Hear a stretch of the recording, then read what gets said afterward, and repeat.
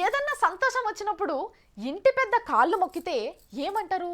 సల్లగా నూరేండ్లు బతుకు బిడ్డ అని దీవెనార్తి పెడతారు కదా.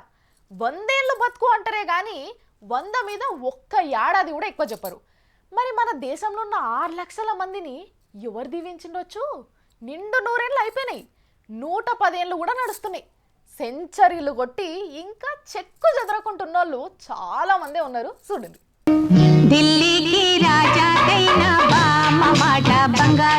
మన దేశంలో ఉడుకు రక్తంతో ఉన్న పోరగాళ్ళ కొదువ లేదు.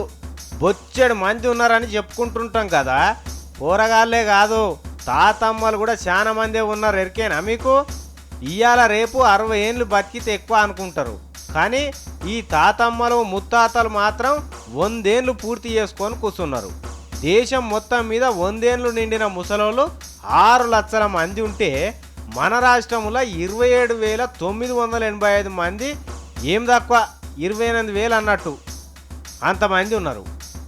ఇదేం తీన్మార్ వార్తలు చెప్తున్న లెక్క కాదు. మొన్న మీ ఇండ్లకి వచ్చి రాసుకపోయినరు చూడు జనాభా లెక్కలని. అండ్ల బయట పడ్డది లెక్క. అయితే ఈడ ఒక గమ్మత్ ఏందంటే, ఈ 100 ఏళ్ళ కంటే ఎక్కువ బతుకుతున్నారు చూడు ముసలోళ్ళు. వాళ్ళ దాంట్లో ఎక్కువ మంది పల్లెటూరుల పొంటే ఉంటున్నారట. పట్టణంలో 100 ఏళ్ళు బతికేటోళ్ళు చాలా తక్కువ మంది ఉన్నారట. మరి ఊర్ల పొంటి ఉండే ముసలోళ్ళు 100 ఏళ్ళు రాని తమాం శాత కాకపోతే తప్ప వాళ్ళ బట్టలు వాళ్ళే ఉతుక్కుంటారు. కట్టె పట్టుకొని అటు ఇటు 4 అడుగులు వేస్తారు.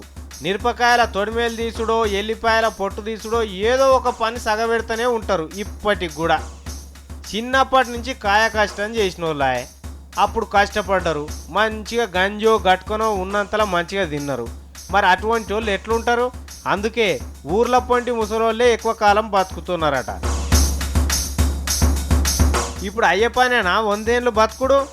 20 ఏళ్ళు రాగానే నెత్తి మీద ఇంటికెళ్ళి తెల్లబడతాయి. 30 ఏళ్ళు రాగానే ముఖం మీద ముడతలు వస్తాయి. 40 ఏళ్ళు రాగానే నడుము లొంగిపోతాయి. 50 ఏళ్ళకు కాలు నడవనియ్యాయి. 60 ఏళ్ళకి ఎవడన్నా వెడితే తింటాడు, లేకపోతే మలుచుకొని పంటాడు. ఇప్పుడు 2 పిల్లలకు తల్లియో తండ్రియో కాగానే అయిపోతుంది. కానీ వెనకట మాత్రం ఇట్లా లేకుండేనవ్వా. అప్పటి తిండే ఆరోగ్యంగా ఉండే. జొన్నగట్క తిన్నా, ఏది తిన్నా. ఎరువులు వేయకపోతుండే చేన్ల పొంటి. ఈ అడ్డమైన మందులు కొట్టకపోతుండే. బతికిన 4 రోజులు బతుకుతుండే. కడుపు నిండా 10 మందిని కనుక్కుంటుండే. ఇప్పుడు దుక్కి దున్నిన కాడికెళ్ళి మొదలు పెడితే పంట కోసి పండించిన బియ్యం పురుగు పట్టకుండా కొట్టే పౌడర్ దాకా అన్నిటి మీద మందులే కొట్టాలనే. ఇక 7 ఏళ్ళ ఆరోగ్యం ఉంటుంది చెప్పుండ్రి. అందుకే వెనకటి ముసలోళ్ళే 100 ఏళ్ళు పూర్తి చేసుకుంటున్నారు. ఇప్పటి వాళ్ళు అయితే 100 ఏళ్ళు బతుకుడు కష్టమే అంటున్నారు అందరూ. ఢిల్లీకి రాజా కైనా బామ్మ మాట బంగారు మాట.